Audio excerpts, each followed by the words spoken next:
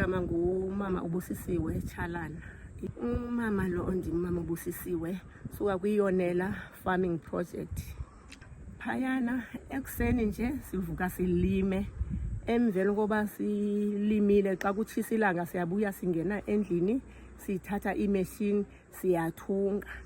Apho ke sithunga ukusukela kwijelemane, oomasinqa, iitshikiza, sithunge ii-full dresses, sithunge imibhaco, sithunge imibleselwa yootata ngenxa yoba lo thina singabakwabhaca sinxiba imibleselwa, sithunge iitshikiza, sithunga nje zonke izinto zesintu.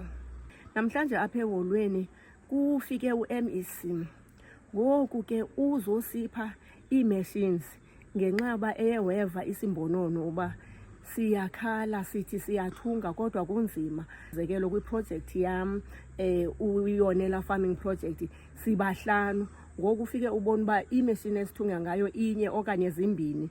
Ngoku ke abantu ii-orders zibe zinintsi, kudileye ke ngoku ii-orders zabantu. Ngoku wasincedisa ke ngoku amagosa wakwa-agriculture bafika bazosijonga, bathi ke ngoku hayi bazawukwazi ukuba basibonelele, basicelele, basincedise. Safaka izicelo, zaphumelela izicelo. Ngoku size apho ke ngoku uba sizokwamkela ezi machines esiziphiwayo.